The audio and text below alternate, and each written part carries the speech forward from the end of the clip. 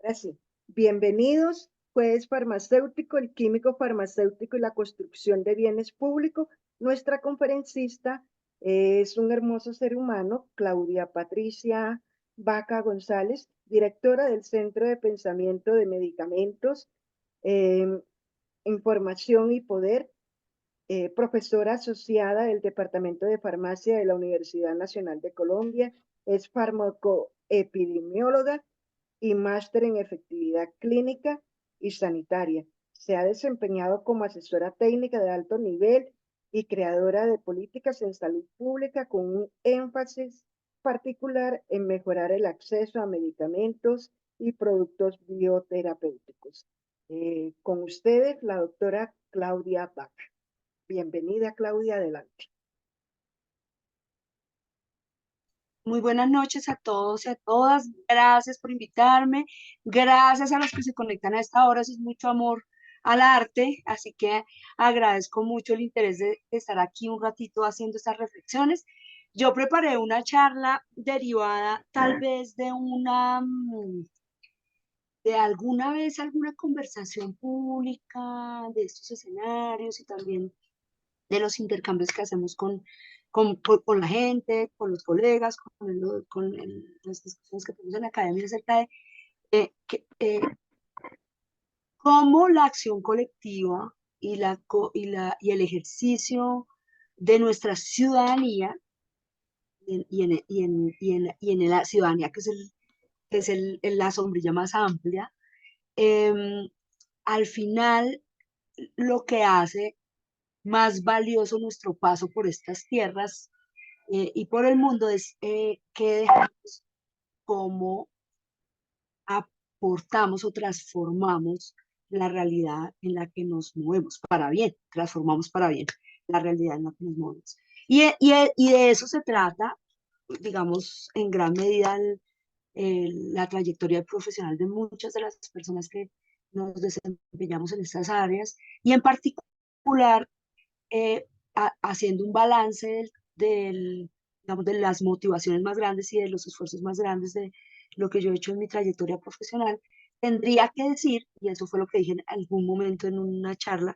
que se me da muy bien y me gusta mucho construir bienes públicos.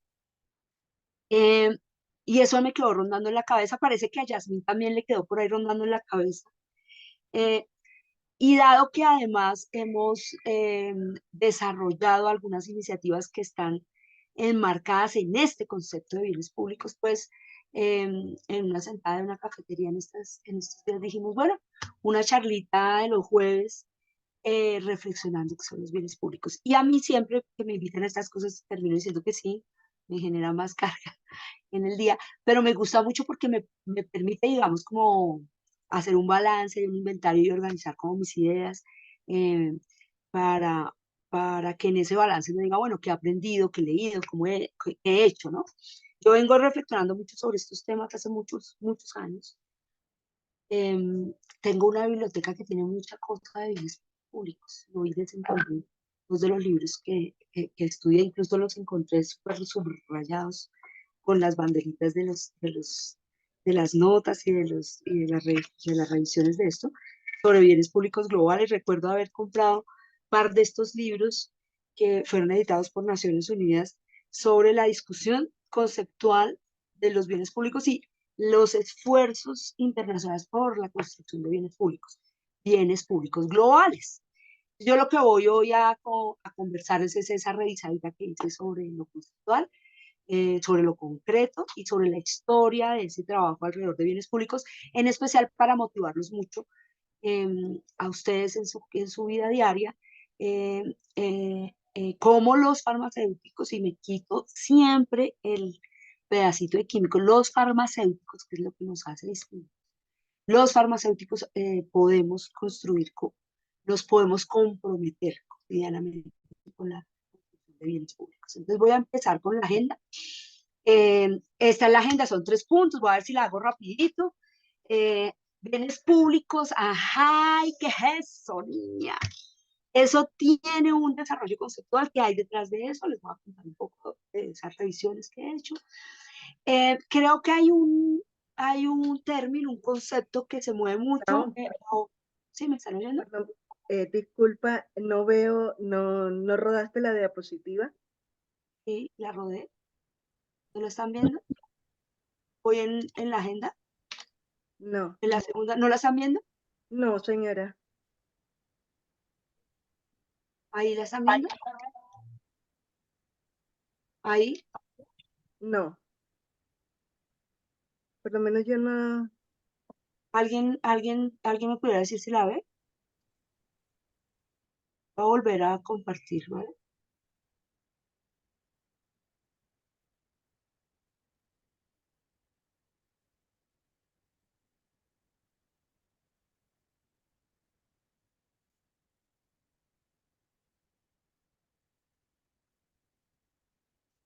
¿Ahí la ven? Ahora sí. Ok. Sí, ahora sí. Aquí algo pasaba, vamos a ver si yo voy a hacer que esto funcione. Ahí, ¿ven? Ahora sí Ahí estoy en la está agenda. la agenda. Sí, señora. Listo, muy bien, esa es la agenda de hoy, bienes públicos, y ajá, ¿y qué es esto? Ven acá, ¿y eso qué es? El bien común es otro concepto, un término que ustedes están viendo, yo creo, en los medios de comunicación, en las redes sociales, en la literatura técnica. ¿Qué diferencia hay entre el concepto de bien público y bien común? Ven acá, ¿y eso cómo se come, cómo se vincula uno con el otro, de qué hablamos, para seguir en la línea? Y finalmente, hablar de esa relación bien público, bien común, y cómo nosotros al final nos movemos en nuestro ejercicio, no importa desde dónde estemos, desde la búsqueda del bienestar, la búsqueda de la salud y el acceso a medicamentos, y esto está cruzado en la discusión sobre la construcción de bienes públicos. Traje una historia de algunos ejemplos como para mostrarles qué hemos hecho y qué cosas pueden ser ilustrativas de lo que pudiéramos hacer. Empezamos por el concepto de bienes públicos. Yo quisiera decirles que aun cuando se usa en muchos ámbitos, este término es un concepto económico, de naturaleza económica. De hecho, pues, se habla mucho de la historia de donde surgió el concepto y donde se empezó a mencionar. Y la verdad es que los liberales clásicos económicos, que son los teóricos y los filósofos economistas detrás digamos, del modelo capitalista, y de la defensa del mercado, de la configuración de la oferta, de la configuración de precios derivados de la oferta de la demanda, de la eficiencia y del bienestar para la comunidad derivada de ese modelo de relación de mercado. Fueron los primeros que hablaron de bienes públicos, porque se reconoce, aún desde los teóricos económicos más radicales capitalistas, se reconoce que el mercado no provee de manera adecuada ciertos bienes que son determinantes para el funcionamiento de una sociedad. Así que los primeros que pusieron ese término en el ámbito teórico y conceptual fueron justamente los defensores del mercado. El mercado no siempre provee adecuadamente. Y hay distorsiones suficientemente grandes como para que se entienda que hay ciertos bienes que no pueden ser provistos solamente derivados de la dinámica del mercado. Entonces es un bien, es un concepto económico. Partamos de que cuando hablamos de un bien de mercado es aquello cuyo consumo genera una utilidad, un beneficio para los individuos, un bien cualquiera, un servicio cualquiera que compramos. Entonces voy a tratar de hacer la definición del bien público en contrario, entendiendo que es un bien privado. Entonces, el bien privado es eso que nosotros compramos para satisfacer nuestra necesidad.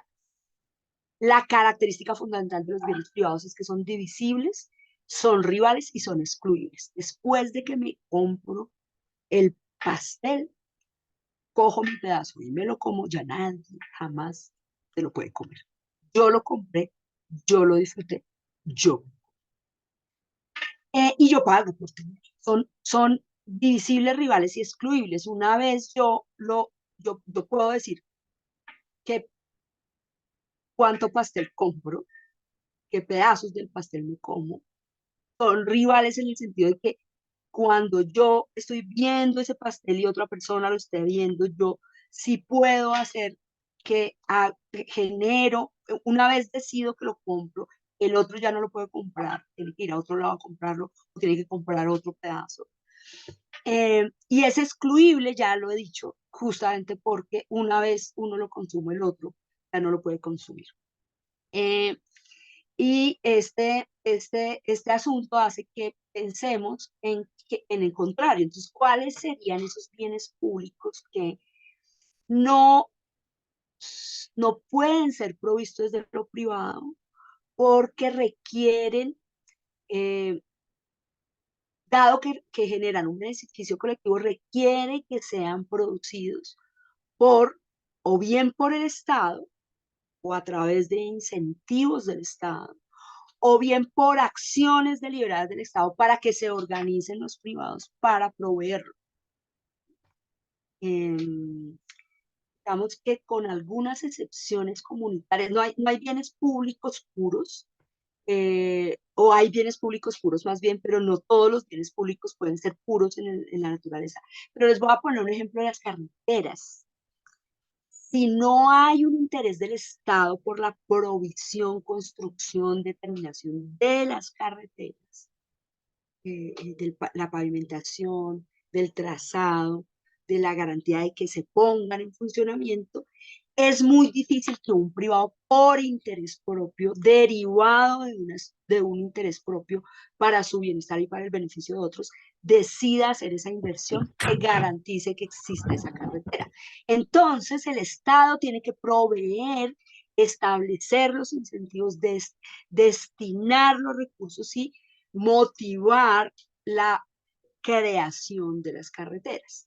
Esa provisión, en este caso las carreteras, yo diría que no son bienes públicos puros, en el sentido en el que, pues, al final los privados, vía licitaciones, por ejemplo, en el modelo nuestro, vía licitaciones son los que los construyen, pero si no hubiera una voluntad del Estado para garantizar la conectividad y el objetivo de la garantía de la conectividad para el movimiento de las personas, de los bienes, de las mercancías y la garantía de esa conectividad a través de presupuesto, a través de planes territoriales, a través de políticas del Ministerio de Transporte y de la organización social de los ingenieros civiles, de las compañías constructoras, no habría carretera.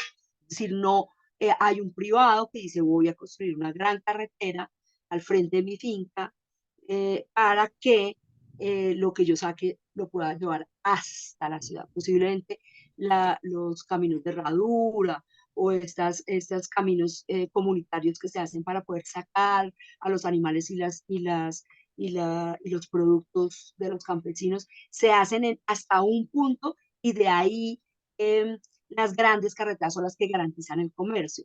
Pero miren que ahí incluso si no hay una acción estatal concreta y un incentivo concreto, los campesinos se van a quedar allá atrasados, atrapados con su camino de herradura para poder sacar sus productos hasta la cabecera municipal o hasta la carretera en donde pueda pasar el camión que se lo provee. Y eso es a lo que se denomina bien público, a esos bienes y servicios que son determinantes del bienestar social, incluso del bienestar económico. Sin carreteras, sin una gran estructura de carreteras pequeñas, secundarias, terciarias y grandes avenidas, no tendríamos una dinámica comercial de intercambio suficiente. Y de hecho, por ejemplo, en Colombia, este es una de las grandes dilemas que hay sobre el desarrollo económico y de la posibilidad del desarrollo económico para generar un mejor bienestar. Entonces, ese es la gran diferencia entre un bien privado y un bien público. Entonces, si se dan cuenta, las acciones colectivas y el bienestar general son los que determinan la necesidad y la deliberada intención de proveer incentivos, recursos, políticas para que se produzcan los bienes públicos.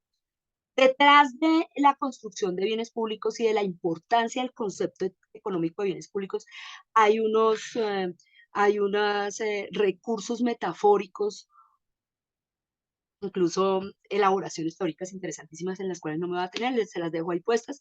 Hay dos grandes en alguno de los libros que nosotros hemos escrito sobre salud pública global, bienes públicos globales, recientemente, sobre todo en pandemia.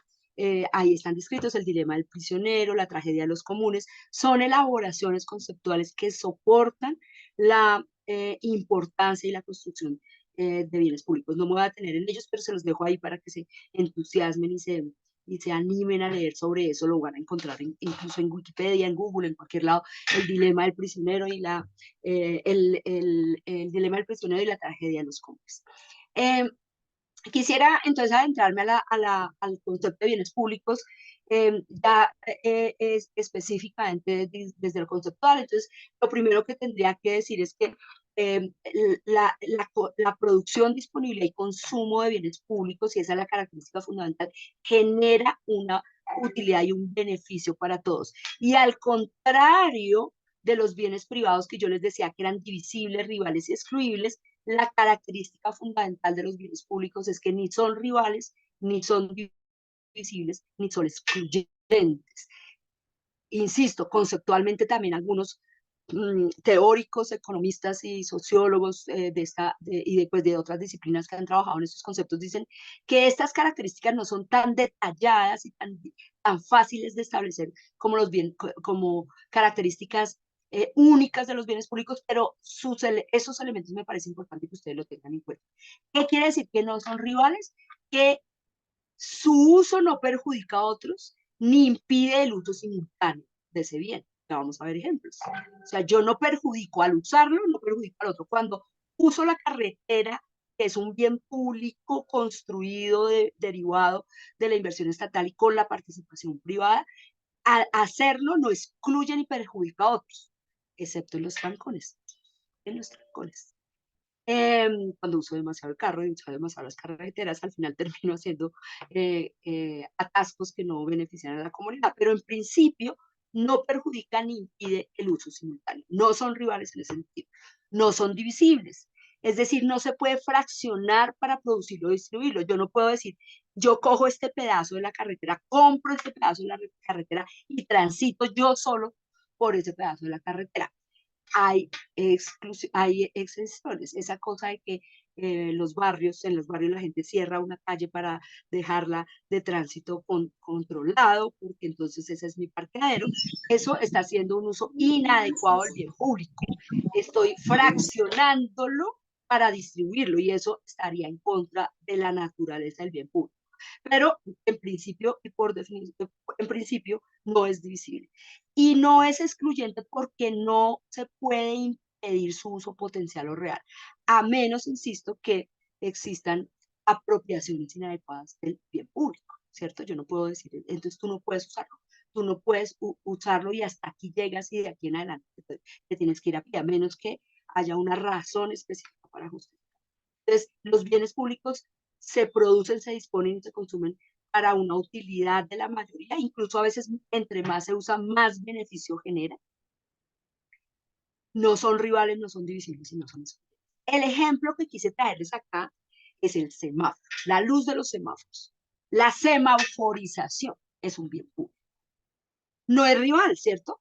Porque usar el semáforo y las luces, al contrario, me beneficia a todos porque evita atascos, porque evita accidentes de tráfico, porque organiza la ciudad, porque mejora el flujo de los transeúntes. O sea, no es rival. Usarlo no perjudica ni impide el uso simultáneo por otros. Yo no puedo taparlo para usarlo, no es divisible. O sea, yo no puedo decir a veces puedo usar el semáforo y otras no.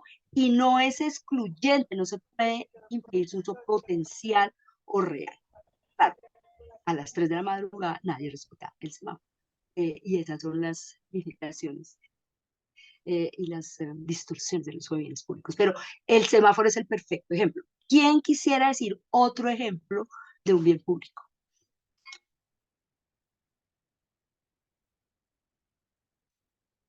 Espero que me estén oyendo.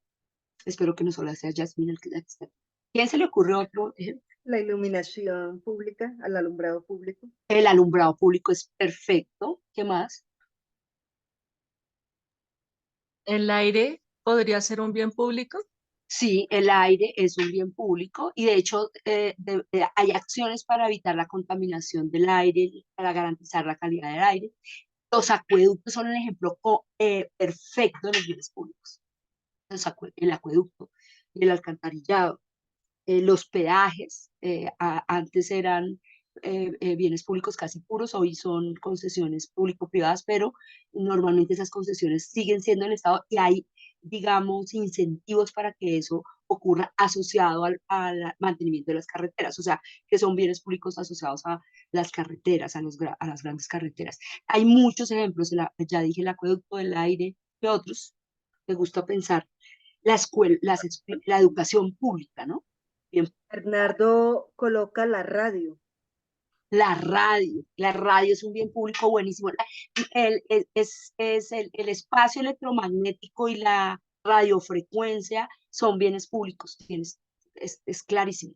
Se compra el uso de una frecuencia en particular para emitir ciertos programas, pero la radio como radio es un bien público. Hay mucha discusión, por ejemplo, sobre el Internet como un bien público, ¿no? Y hay ríos de literatura sobre sí, dado que esto fue financiado con recursos públicos y genera un interés y un bien común y un bienestar común, debería considerarse bien público. De hecho, en Colombia ya iniciamos hace algunos años la discusión de que el Internet fuera un servicio público y todos los servicios públicos, el agua, el alcantarillado, la luz, se discute mucho de si son bienes públicos, en algunos casos puros o no. Y esta discusión también sobre hasta dónde va y cómo se entienden los bienes públicos, estos ejemplos que hemos puesto, hacen parte de las grandes discusiones del modelo político de organización del Estado, ¿no? Y de los gobiernos, o sea, aquellos que defienden la protección de esos bienes públicos provistos por el Estado para garantizar que hay un bienestar común. En Colombia se privatizó, por ejemplo, lo del agua, lo de la luz, y el agua, el alcantarillado y estas cosas nunca se ha privatizado, pero la luz sí. Y se discute, y en Bogotá se hizo, en la alcaldía de Petro y en el gobierno nacional de Petro también, la posibilidad de crear un mínimo vital de agua disponible y gratis, que no se pague, que sea un bien público provisto completamente por el Estado y financiado completamente por el Estado. Esas discusiones están detrás de todo esto que les decía antes de los modelos económicos y de la forma como se entiende la organización del Estado para generar el bienestar general. Hasta aquí, bienes públicos, espero haberlos compartido esto, lo hice, me gusta mucho, gracias Jazz por invitarme, porque son esas cosas que uno tiene ahí guardadas, leídas miles de cosas y no las organiza para poderlas transmitir. Nunca había dado una charla sobre estos temas de teleconceptual, así que gracias por eso. Ahora vamos a hablar Pues, Claudia, ¿sí? acá tienes aportes del doctor Lemaitre, los parques, Los Nicolás, parques, la los salud, parques, sí, súper, la los salud. parques. Entonces, la salud, miren que esta discusión del bien público, la salud, ahí sería el sistema de salud, los centros de salud, todas estas cosas, esa es la discusión, esa es la discusión de hoy, esa es la discusión de la reforma a la salud Los de hoy. hospitales públicos, Los pregunta. hospitales públicos se podrían entender, se entienden como bienes públicos, las universidades públicas, y los parques, las escuelas, se entenderían como bienes públicos. Hay una cosa que es importantísima que me parece clave dejar acá como puesta para todos, y es que los bienes públicos se generan, se nutren y generan acciones colectivas y de cooperación. O sea, por definición, esa es el, el, el, la externalidad positiva de los bienes públicos. Generan, se nutren y generan acciones colectivas y de cooperación. Aquí les dejaría la reflexión gigante acerca de los medicamentos y las vacunas, por ejemplo. ¿Hasta dónde tendrían que privatizarse el conocimiento asociado a eso y los bienes en sí mismos para proveer salud o no? Y si se entienden bienes públicos o no, o si se entienden como bienes meritorios, no voy a entrar al concepto económico de bienes meritorios o no. Y esta es una discusión también global muy grande que voy a intentar poner aquí. Eh, las vacunas durante muchos años y siguen siendo entendidas como bienes públicos. Por ejemplo, en Colombia, la compra y distribución de las vacunas es un monopolio del Estado, es un bien público. Aun cuando las producen privados, es un bien público su provisión. Con unas excepciones muy particulares, no se venden y se compran en el circuito privado son del sistema. Y quiero dejar esto de que se generan, nutren y promueven, es que ahí quedó, generan doble vez, perdón, se generan, nutren y producen acciones colectivas. Muy bien. Ajá, niñas, y estábamos hablando de bienes públicos, pero he hablado todo el tiempo también de bien común. Ven acá y esto es cómo se come y cómo se relaciona con el otro. Quisiera hacer esta distinción porque tenemos una teórica economista estrella que está generando una influencia muy grande en América Latina, en la mayoría de los países del sur global, que es Mariana Mazzucato, y ella ha intentado traer de nuevo el concepto de bien común, que es un concepto antiguo también, clásico, histórico, pero que tiene una connotación más allá de lo económico. Es una connotación compleja que incorpora las consideraciones sociológicas, políticas, filosóficas, además de las jurídicas y de derechos, más allá de lo económico. Los bienes comunes, o sea que el lenguaje bien público y el lenguaje bien común conceptualmente se diferencian. Eh, Cuando hablamos de bien común, hablamos ya específicamente de la propiedad o del beneficio de una comunidad, y son bienes que se producen y se transmiten de una comunidad a otra, se heredan, de hecho, en algunos casos, se heredan de una comunidad a otra, responden al interés común y al interés de todos. Dense cuenta que es un poco distinto desde el punto de vista conceptual. Se entienden que no son exclusivos, pero pueden ser rivales.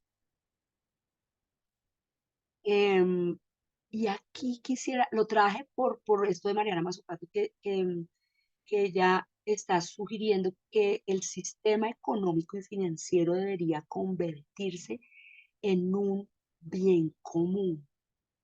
Entender el sistema financiero más como un bien común, más en función del bien común, por decirlo de alguna manera, orientado por el bienestar común, que como está hoy determinando gran parte, incluso la provisión de bienes públicos. Por ejemplo, en salud, los seguros de salud que están movidos por capital financiero pudieran distorsionar el bien común final, que es la salud. Entonces ahí hay unas discusiones gigantescas sobre el papel de lo financiero. Tampoco quiero entrar en estos detalles conceptuales, pero solo quiero dejarlo ahí puesto porque además de mostrarles que existe una diferencia en ese lenguaje, tiene que ver mucho con todo lo que nosotros hacemos. Entonces, por ejemplo, el bien común, que es la casa nuestra en la soledad, la casa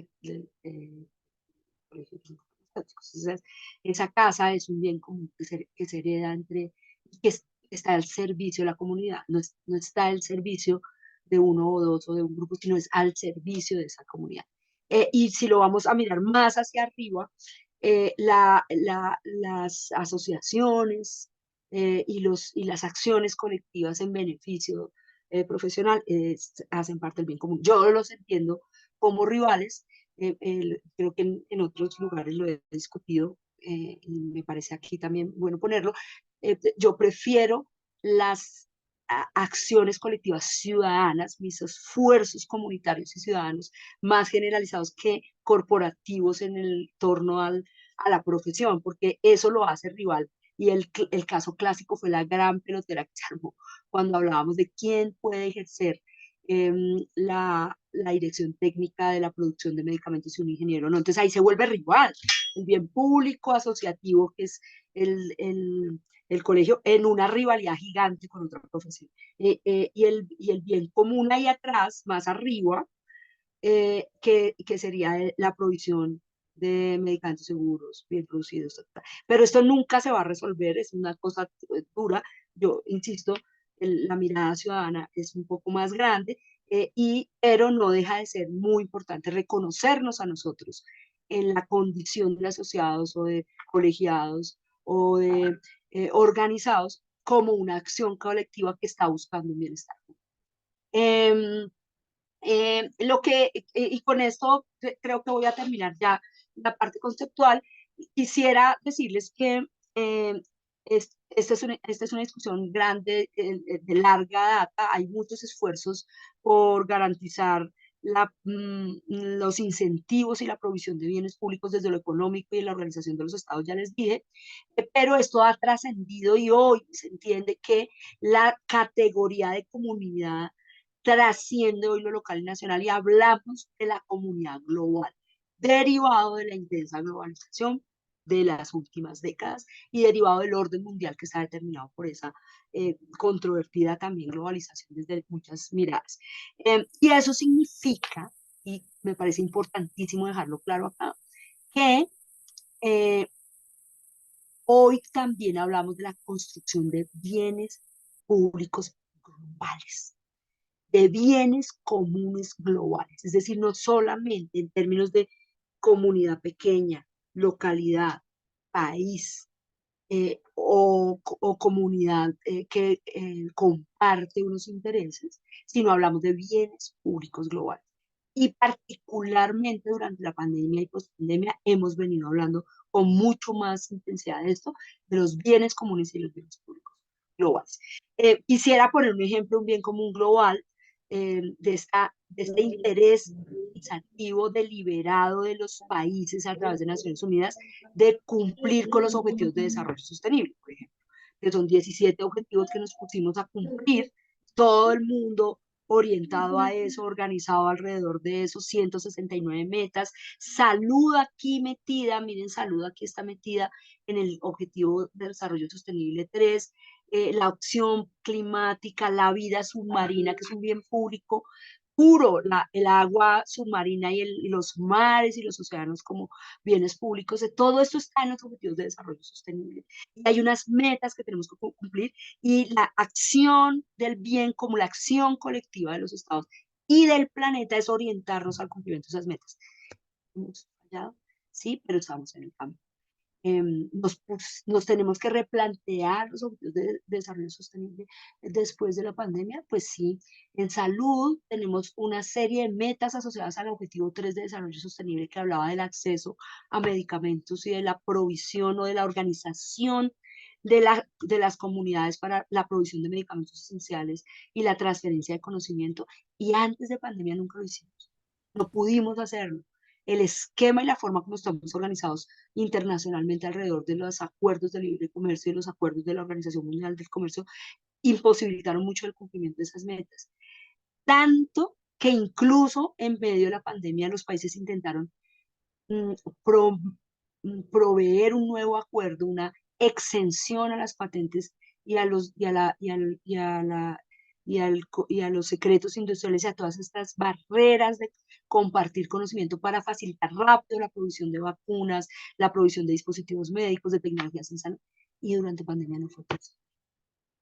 Durante pandemia no fue posible y ahora post pandemia el mundo entero alrededor de la Organización Mundial de la Salud está negociando un tratado pandémico que se va a discutir este mes en la Organización Mundial de la Salud, el texto final, para ver cómo actuamos colectivamente, una acción colectiva para resolver y superar pandemias futuras. Y no nos pueden poner de acuerdo. Lo más duro es que la cosa se puso más difícil que incluso antes y durante la pandemia. Acá les pongo un ejemplo de lo que hemos discutido y de las publicaciones que se han hecho internacionales en las que hemos participado desde Colombia y desde otros lugares para buscar una manera diferente de construcción de capacidades locales para la soberanía sanitaria que entienda de una manera diferente la forma como compartimos el conocimiento y desarrollamos capacidades, de forma que no nos toque sufrir lo que sufrimos en el momento más duro de nuestra vida y de la humanidad, que fue la pandemia. Este dibujito a mí me encantó, lo tuve, creo que lo tengo todavía, no me acuerdo, en mi foto del Facebook, de cómo la distribución de las vacunas, a pesar de que las vacunas y la vacunación es un bien público, terminó, rompió el principio fundamental del bien público y es que no fuera rival. Los gobiernos de los países ricos limitaron y excluyeron del acceso a las vacunas. Los países pobres no podían alcanzar,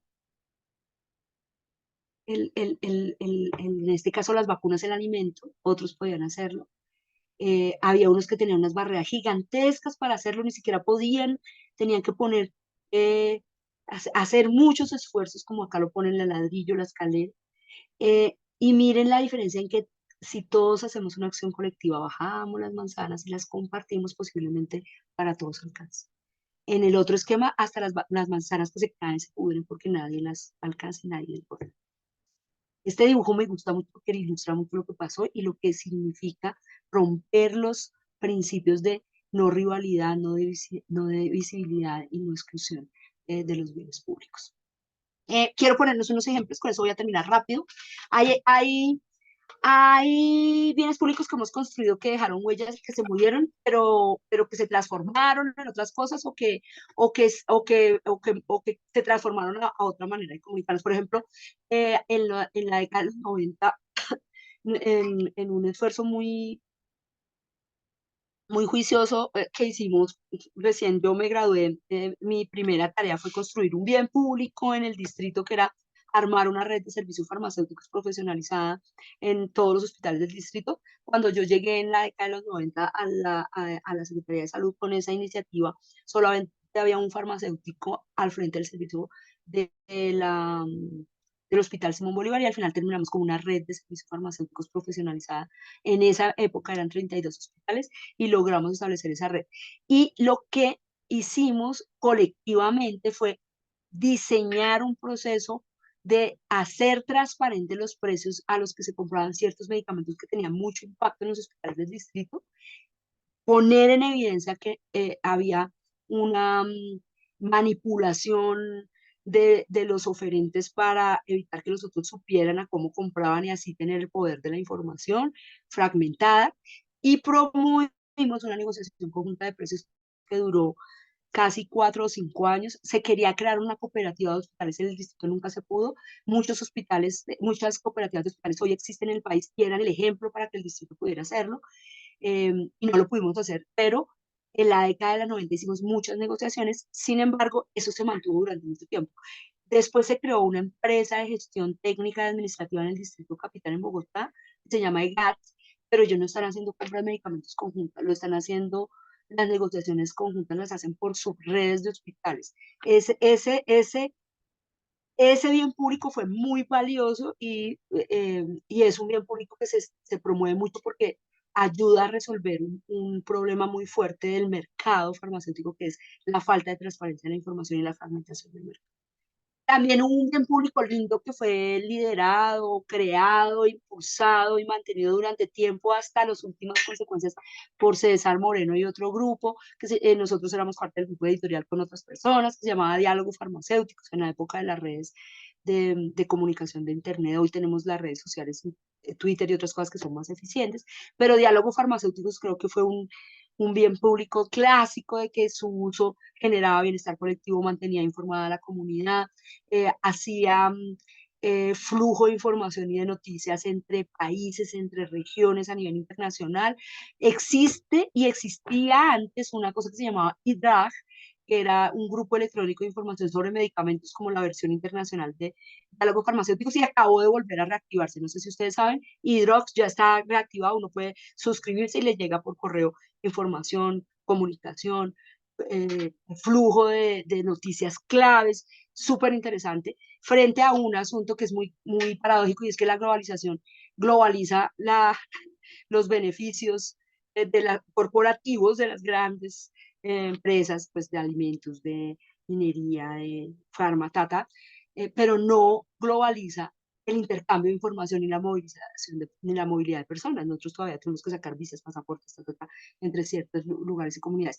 Pero en la información también pasa eso. Entonces, diálogos farmacéuticos yo siempre lo vi como un bien público que en esa época ayudaba a resolver esas necesidades tan grandes, esas barreras tan grandes, que están en la información a pesar de un mundo globalizado.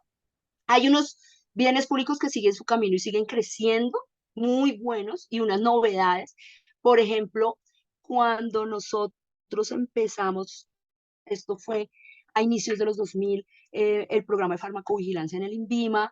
Colombia no hacía parte del Uppsala Monitoring Center, tampoco los programas de farmacovigilancia de la región de las Américas no estaban conectados, y en ese momento creamos conceptualizamos, yo me acuerdo que hacíamos talleres, qué es una red, cómo se entiende la red, cuáles son los nodos, cómo vamos a garantizar que hay flujo de información. Creamos la Red Nacional de Farmacovigilancia, se insertó el programa de farmacovigilancia en el Uppsala Monitoring Center. Esto lo hicimos en conjunto con los profesores de medicina, José Orozco, Esperanza, se me olvidó el apellido, Esperanza, y fuimos creciendo. Después incorporamos a otros profesores de otras universidades, armamos esa estrategia de la red nacional y se creó la red internacional de farmacovigilancia de puntos focales, que hoy sigue funcionando y cuya secretaría hace la Organización Panamericana de la Salud. O sea, sigue su camino, crece y crece. Ya, digamos, no somos parte de eso, pero se impulsó y se creó y fue una cosa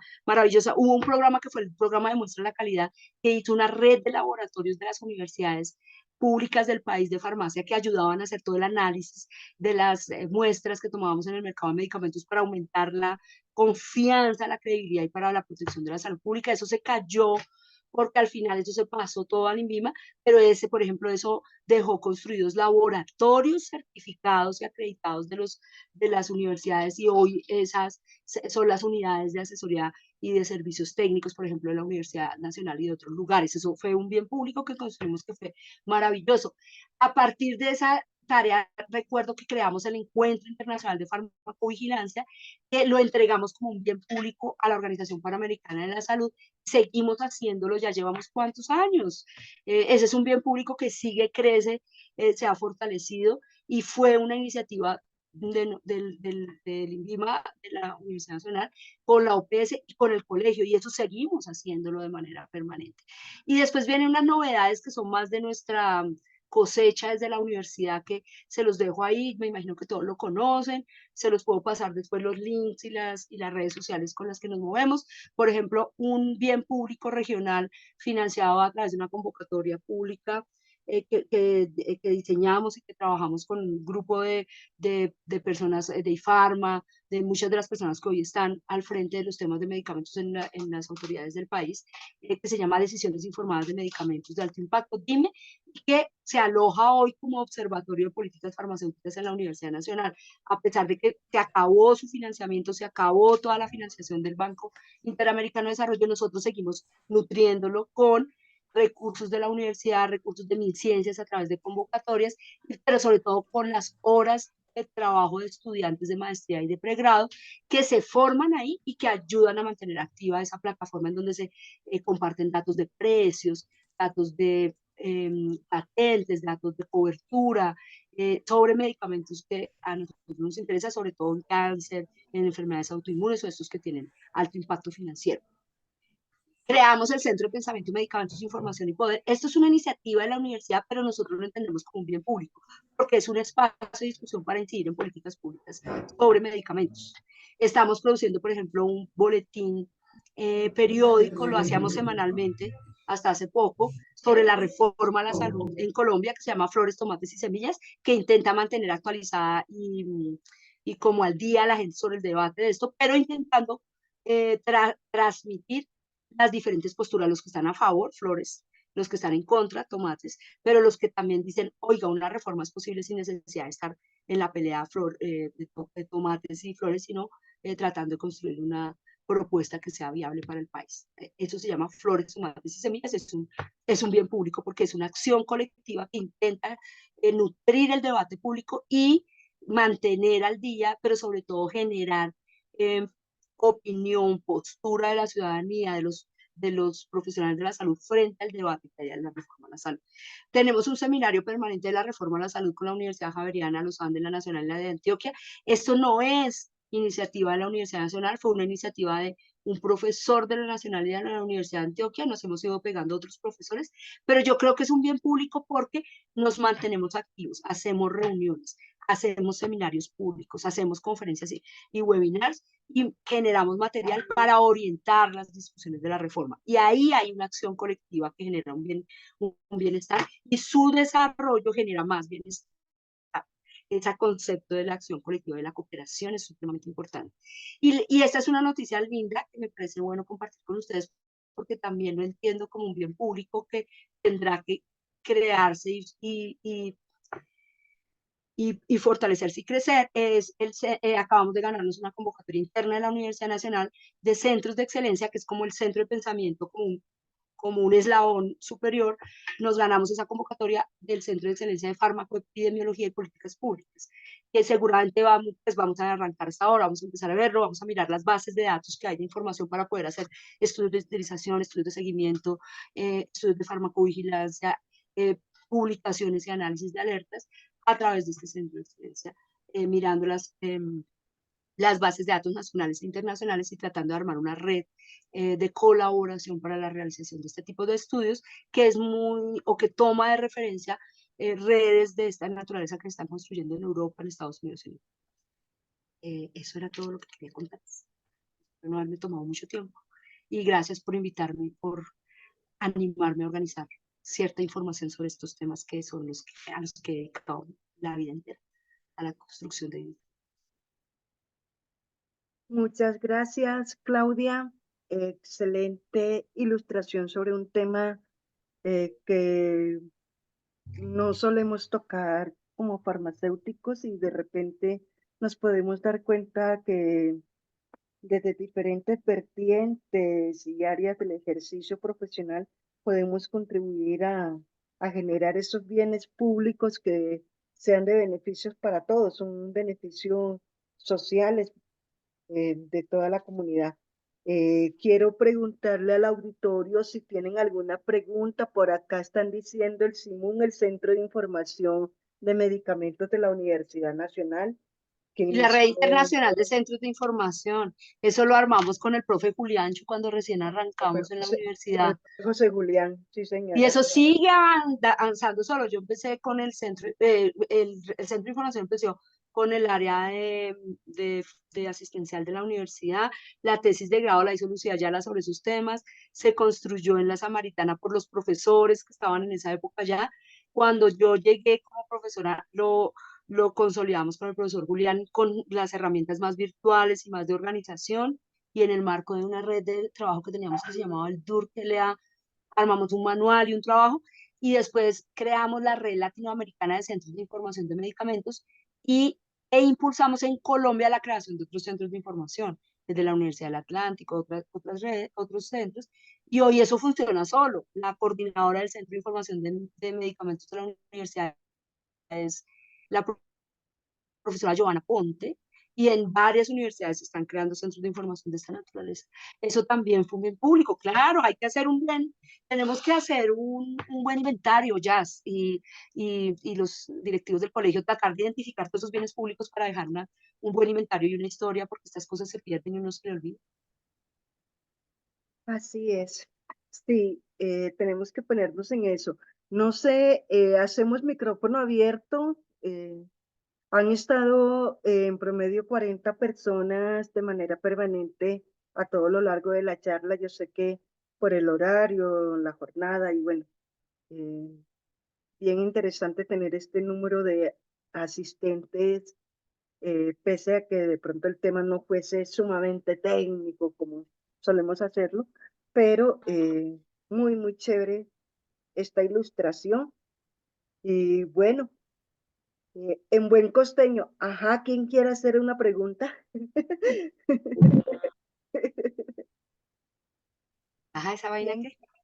ah, ¿quién quiere contribuir, hacer algún comentario? Por acá hablaban de la botica con el profesor Ilva. Desde la botica, ese bien público es el más maravilloso, ya lleva casi 12 años el programa de radio del profesor Gilbar José, que fue una iniciativa inicialmente que se presentó a la emisora de la universidad como parte de las actividades de divulgación del Centro de Información, y Gilbar José ahí floreció, o sea, el lado del locutor y de entrevistador de Gilbar José salió a florecer ha brillado muchísimo Ilvar José con las de la óptica. No, hay que hacer una lista desde la óptica, es una cosa maravillosa. Sí, Deberíamos invitar a Ilvar José a que nos cuente la historia desde la óptica. por acá tienes comentarios de felicitaciones, de agradecimiento. Hay un compañero conectado desde Villavicencio que dice que se regresó en el tiempo. Felicitaciones por todo lo sembrado. Yo creería, Claudia, desde tu experticia, ¿cuál crees tú que sería, es, o mejor, cómo sería la herramienta para crear un bien público en el ámbito farmacéutico? Bueno, no sé, yo no me atrevo a decir que haya una herramienta única. Lo que yo creo es que el, el, el ejercicio de la actividad asociativa del colegio y de la asociación, de las asociaciones de profesionales que tenemos a nivel nacional, en sí mismos son bienes públicos, y lo que creo que hay que buscar es que haya acciones que permitan la sostenibilidad de las iniciativas que tienen mucho impacto, derivadas de esa acción colectiva que hay detrás del colegio. Entonces, por ejemplo, los diálogos farmacéuticos siempre me ha impresionado mucho porque para mí fue un mecanismo de mantenerme al día y actualizada sobre muchos asuntos, y perderlo siempre lo entendí como o sea, destruir bienes públicos es como destruir puentes, pero es más grave porque el puente es un bien público, pero cuando se trata de estas redes de trabajo y de comunicación, por ejemplo, eran cientos de farmacéuticos, médicos, sociólogos, gente en en un grupo electrónico grande que mantenía mucha comunicación. Entonces, cuando eso se cae por falta de financiación, porque no había quien pudiera estar, o sea, fue un problema de financiación al final, es peor que destruir un puente, porque el puente tú lo vuelves a armar, eh, digamos, porque hay una receta para eso, pero armar una comunidad de práctica, una comunidad conectada, mantener al día eso y haber perdido esa dinámica, yo creo que es muy difícil de reconstruir. Entonces, siento que lo que debería hacer el colegio es incorporar, incluir o detectar aquellos temas que tienen muchísimo impacto y tratar de armar algo que los haga sostenibles en el tiempo. El Banco Interamericano de Desarrollo saca anualmente una convocatoria de construcción de bienes públicos, pero lo hace para gobiernos y lo hace para la región de las Américas. O sea, los bienes públicos tienen que ser de impacto regional, y da una plata para eso. Eso fue DIME. En su momento lo hicimos, o lo hizo el banco con Colombia, México, los ministerios de salud de Colombia, México y Ecuador, y eso creció, y al final la manera de hacerlo sostenible fue a través de la transferencia de eso a la universidad. Quien lo manejaba y quien manejaba sus recursos era IFARMA, la fundación que en su momento recuerdo hice parte de la fundación de esa fundación con Francisco Ross y con otras personas, y hoy es pues manejada por otro grupo, porque los que estaban allá al frente, Francisco, Claudia Vargas y otras personas, se fueron para el ministerio. Pero ellos, por ejemplo, eran los que coordinaban ese bien público. Sin financiación no podía mantenerse, y entonces lo que hicimos fue pasarlo a la universidad. Yo estaba al frente de ese bien público, y para que no se muriera. Y no funciona igual, pero no se muere, porque en la universidad está la gente, los estudiantes, los maestrantes, y eso ayuda a que se mantenga. Entonces hay que buscar maneras de que aquello que tiene mucho impacto y genera un bienestar común se mantenga en el tiempo. Levantando la Muchas mano. gracias. Acá tiene César Huérfano la mano levantada. César, por favor, puedes abrir el micrófono. Muchas gracias, muy buenas noches. Profesora Claudia, qué gusto poder saludarla de nuevo. Qué bueno. Eh, Profesora, perdón, yo tenía una pregunta. De pronto, ¿cuál era su opinión de la relación entre los bienes públicos y la reciente declaratoria del dolutegravir, como digo, Licencia obligatoria. de la patente del dolutegravir, que pues pasó a ser sujeto de licencia obligatoria? De pronto, profesora, ¿qué opinión tiene acerca de este hecho y pues su posible relación con el bien público y el correcto tratamiento de una enfermedad contagiosa y de interés de salud pública como es el VIH? Muchas gracias. Bueno, gracias. Pues esa es una pregunta compleja. La verdad es que la licencia obligatoria o sea, se rompe la patente del Utegravir por una decisión del gobierno nacional de usar un mecanismo legalmente establecido a nivel internacional, que es el uso de las flexibilidades a las patentes, que en este caso es una licencia obligatoria para el uso gubernamental.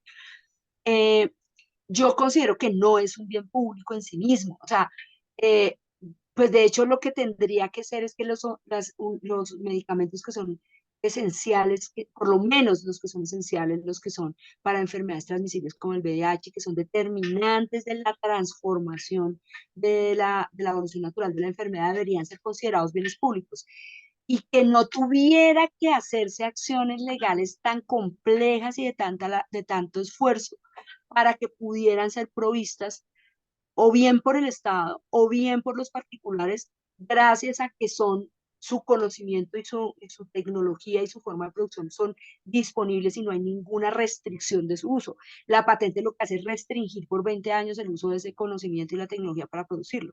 Entonces, por definición, la licencia obligatoria es un instrumento de flexibilidad frente a una realidad, y es que los medicamentos, estos que son esenciales, que son de interés público, no son bienes públicos. Eh, hay un esfuerzo, pues ese esfuerzo algunos lo consideran ya perdido, pero en algún momento se ha considerado que, incluso dentro del tratado global, se ha considerado que ciertos medicamentos, por ejemplo los antibióticos, por ejemplo las vacunas, o algunos utilizados en enfermedades transmisibles de alto impacto, se consideren bienes públicos, es decir, que al desarrollarse, al proveerse, no estén sujetos a patente, que se le dé el premio a quien investigó en financiación, en ciertas cuotas de mercado, por ejemplo, para que no se desincentive la investigación y desarrollo, pero que no se dé un monopolio, porque al darle el monopolio lo que hace es excluir a todos los demás de su uso, y eso rompe el concepto de bien público. El bien público no es excluyente. Entonces nadie puede producir, si no hay una licencia obligatoria, nadie puede producir dolutegravir sino GSK.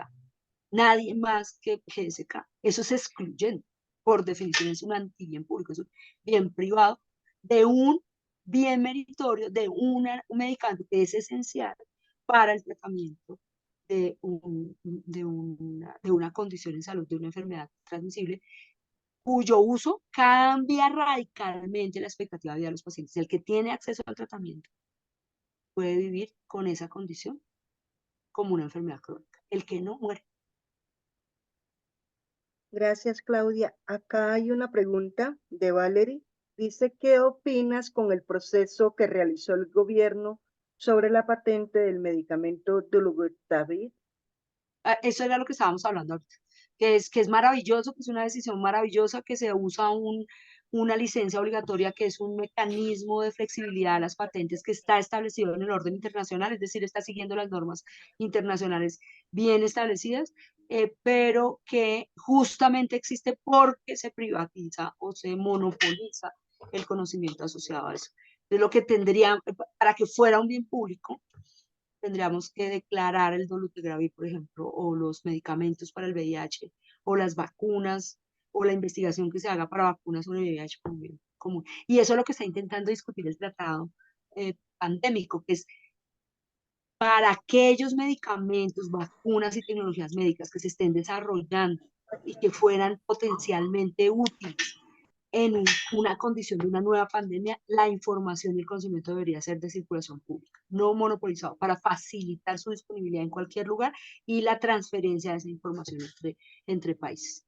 Acá había una pregunta de alguien, de Paola, sobre cuáles son las estrategias para la de producir estos bienes públicos. Nuestras estrategias siempre han sido estar muy pendientes de las convocatorias internacionales para financiación, tanto en el país como a nivel internacional, el Ministerio de Ciencias, Universidad Nacional, eh, convocatorias internacionales. Por ejemplo, ahora estamos armando una propuesta para presentarnos a la convocatoria de bienes públicos del Banco Interamericano de Desarrollo, y para tener financiación de estas cosas. Pero sobre todo, siempre, en el caso nuestro de la universidad, siempre intentar vincular a estudiantes pasantes, estudiantes de trabajo de grado, estudiantes maestrantes, doctorantes, en las actividades de producción de estos bienes públicos para hacerlos sostenibles. Porque además ahí uno está formando gente y armando redes de trabajo que después son maravillosas. Yo sí, me siento muy orgullosa y muy feliz de que en los espacios más interesantes internacionales, nacionales, está la gente con la que nosotros hemos trabajado y hemos formado. Claudia Vargas fue profesora, fue estudiante nuestra y se formó y se creó con nosotros. Laura Pineda, Robin Rojas, que es el encargado de farmacovigilancia de la Organización Panamericana de la Salud en Washington, se formó con nosotros en estas redes de trabajo. O sea, hay muchas cosas de las que solo puede haber orgullo, felicidad. Bueno, Carlos Briceño, adelante, por favor, ¿puedes abrir el micrófono? ¿Me escuchan? Sí, señor. Muy buenas noches a todos los colegas y a la doctora Claudia. Cordial saludo. Bueno, mi pregunta es, hace días, pues desde que empezó este gobierno con el tema de la reforma a la salud, pues cuando estuvimos haciendo lo del borrador de las sugerencias para el proyecto de la doctora Corche, bueno, en fin, siempre he tenido como la idea, y ahorita que volví a tocar el tema de negociación conjunta de medicamentos, la cual la viví siendo director técnico de los servicios farmacéuticos del Hospital de Usaquén en esa época.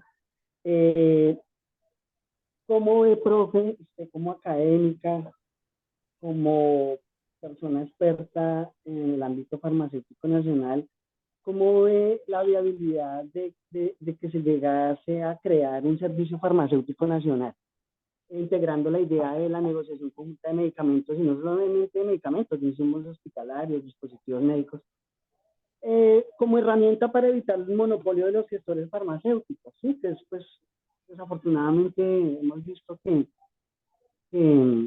han hecho, pues de pronto, pues no decir un hueco, sino siempre son relevantes en las finanzas del sistema de salud. Entonces, esa es mi pregunta. ¿Cómo ve viable, si sería viable, posible llegar a imaginar un servicio farmacéutico nacional?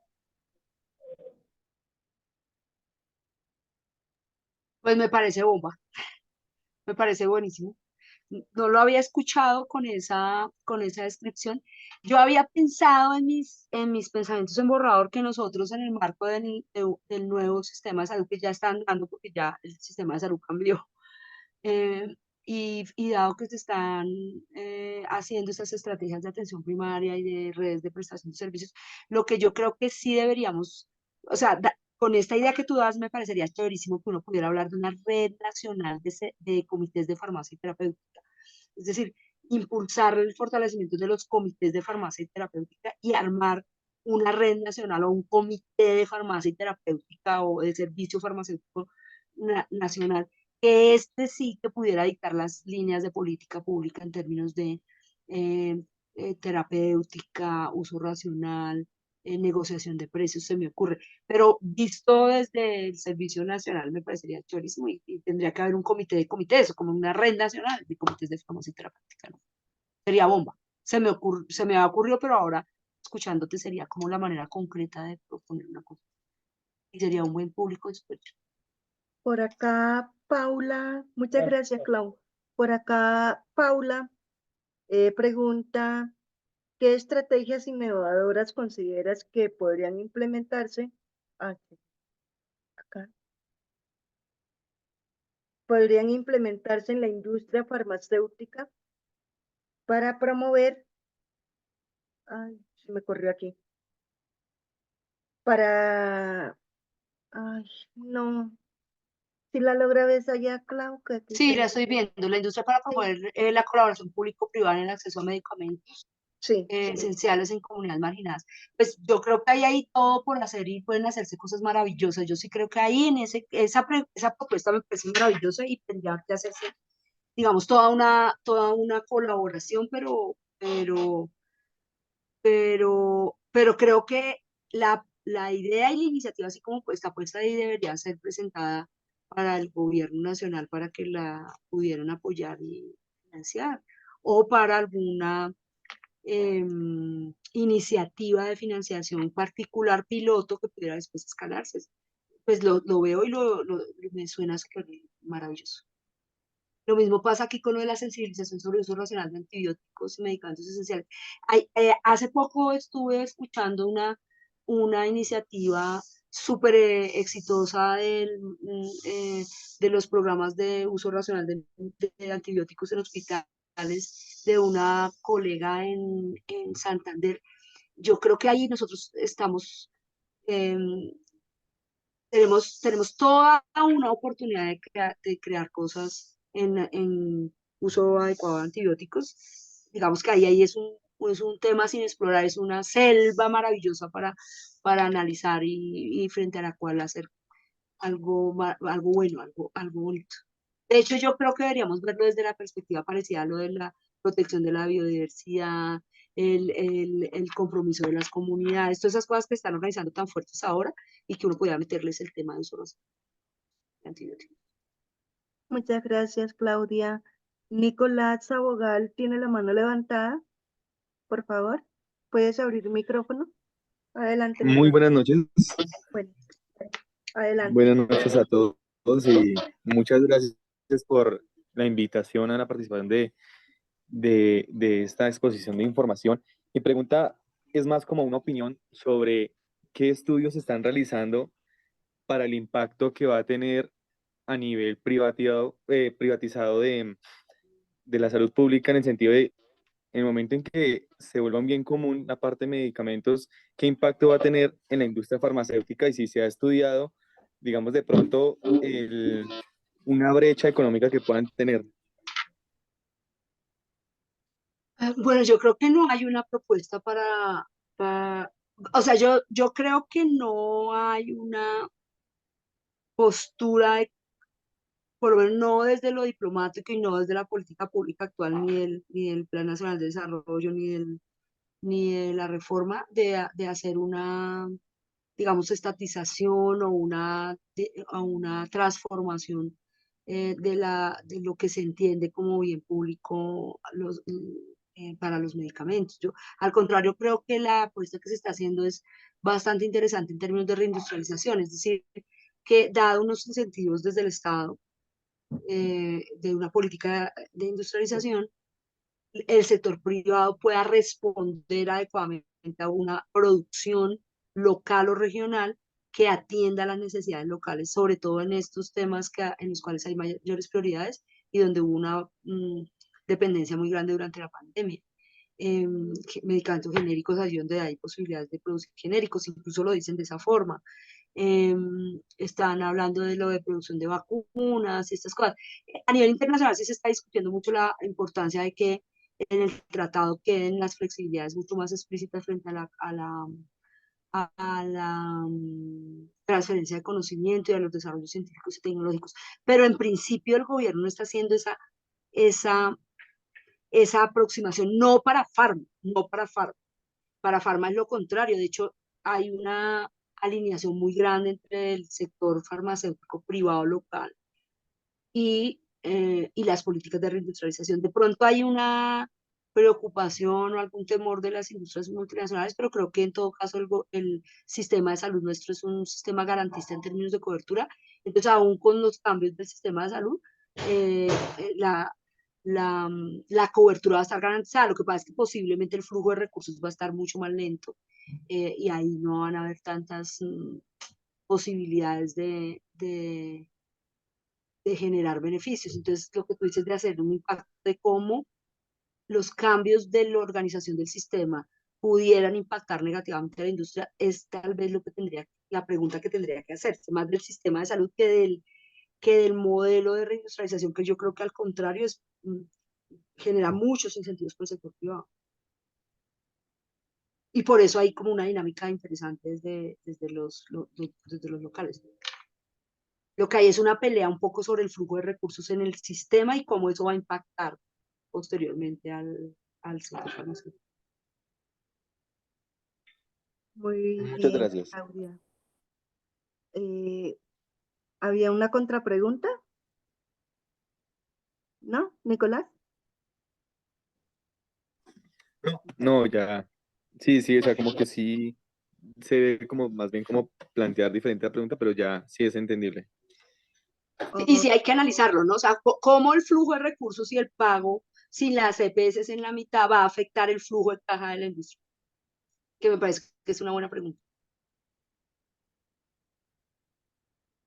Mucho la industria va a tener que reinventarse en sus relaciones para la venta y compra de medicamentos ahí. Bueno, acá hay una pregunta de Jefferson. Dice, ¿cómo afecta la clasificación de los medicamentos como bienes públicos en el campo de la química farmacéutica, tanto en términos de acceso equitativo como en la incentivación para la investigación y desarrollo de nuevos fármacos? Esa es la pregunta del millón, esa es la gran pregunta que se está haciendo la Organización Mundial de la Salud desde hace, y Naciones Unidas y todo el movimiento de la salud global sobre cómo hacer un modelo de incentivos a la investigación y desarrollo que no esté concentrado en las patentes, eh, de manera que no limite el acceso, pero que no desincentive la investigación y el desarrollo. Esa es la pregunta del millón. Hay varios informes, hay varias estrategias, hay varios iniciativas y modelos, por ejemplo, los premios, eh, o sea, como darles un pool de plata para garantizar que tienen todo la plata para la investigación, pero que no generen un monopolio en la comercialización de 20 años, sino que se les da unas cuotas y unas márgenes, y unas cuotas fijas de mercado durante un tiempo. Para las enfermedades desatendidas, o sea, las de los pobres, las de los países pobres, las de los países de bajo ingreso, las enfermedades tropicales y todo eso, hay modelos que se le da a organizaciones no gubernamentales que hacen el desarrollo y la comercialización, porque ahí no hay interés de la industria. Médicos Sin Fronteras, DNDi, Drug Neglected Disease Initiative, son parte de esas iniciativas no gubernamentales de fundaciones grandes que están haciendo esos desarrollos. En el caso de antibióticos, estamos en un lío grandísimo porque a la industria no le interesa producir antibióticos porque son medicamentos de corta uso, de tiempo, de uso corto, y dejaron de hacer investigación en antibióticos. Ahí tenemos que diseñar otros incentivos. O sea, la industria, aún con patentes, no está investigando en antibióticos, ni en antituberculosos de resistencia. Y en vacunas se metieron así de última hora por el tema de COVID, y ahora están pegados a vacunas y diciendo, ahí las vacunas no pueden ser bienes públicos. La vacunación es bien público, pero las vacunas no. Entonces ahí hay un debate, o sea, tu pregunta es la pregunta que está haciéndose la humanidad desde la globalización sobre el modelo basado en patentes. Entre otras cosas porque el modelo basado en patentes es relativamente reciente. La Organización Mundial del Comercio se creó en los 90 y fue ahí donde se estandarizó o se globalizó el tema de una patente por 20 años, pero la industria europea se consolidó y se desarrolló sin el modelo de patentes. O sea, no habían patentes farmacéuticas en el sentido estricto del monopolio. Entonces tenemos que buscar esos incentivos y hay muchos esquemas. Está lo de la compra anticipada, por ejemplo, que el Estado compra anticipadamente toda la producción y se garantice para las vacunas, sobre todo, que se les da el premio, no se le da la exclusividad del monopolio, pero se compra anticipadamente para garantizar que el mercado está garantizado, digamos que no tienen un problema de comercialización, por ejemplo. O sea, hay varios esquemas. De hecho, las patentes no son la panacea tampoco, y hubo un mundo antes de las patentes y hubo investigaciones. Un gran problema. Muchas empresas farmacéuticas han dejado de fabricar productos porque consideran que inclusive no son rentables. Eh, Forma parte de las discusiones del tema. La última pregunta para cerrar esta noche, esta charla tan interesante. ¿Qué papel pueden desempeñar los mecanismos de financiación innovadores como los acuerdos de compra anticipada? Bueno, ahorita hablabas algo de ello. Y los fondos de premio para incentivar el desarrollo de medicamentos para enfermedades desatendidas y fortalecer la investigación y el desarrollo de bienes públicos farmacéuticos. Sí, esos son los modelos que están pensando. De hecho, Colombia está sugiriendo eso y esperamos que para los proyectos de vacunas que hay acá se pueda hacer algún acuerdo de compra anticipada, porque de lo contrario esos proyectos no tienen mucha posibilidad de éxito. O sea, ponernos a competir por el mercado colombiano de vacunas es hacer compra anticipada de un desarrollo local para aún, pues en todos los casos pueden ser precios más baratos, pero aún si fueran precios más altos es garantizar que tenemos la capacidad, es decir, que en una condición de pandemia no tenemos que depender de otros. Nosotros teniendo la plata de préstamos, teníamos la plata para las vacunas y no nos vendían las vacunas. Decían, no, hasta que nosotros nos repartamos en el norte global, nosotros no nos vendemos. Entonces, tener capacidad instalada, aún si fuera a precios más altos, sí se hace una compra anticipada y se garantiza el mercado. Esos son los modelos de compra anticipada que se mencionan ahí. Ahí estamos en eso. Muy interesante. Gracias, Lady. Esas son los mecanismos. Señores y señoras, excelente actividad, muy ilustrativa, Claudia, como siempre. No sé si no hay ninguna otra pregunta, ya todas las del chat han sido respondidas. Sería simplemente darle las gracias a todos por habernos acompañado el día de hoy, a Claudia por su excelente presentación y muchísimas gracias. Nos vemos el próximo jueves farmacéutico, nuevamente por acá en Zoom. Entonces, feliz noche para todos y buen Gracias por la invitación. Gracias a todos por estarse hasta esta hora. Muy duros. Gracias. Chao. Mucho amor al arte, diríamos. Chao, chao. Chao, mi Clau, cuídate. Bueno, señores, feliz noche para todos.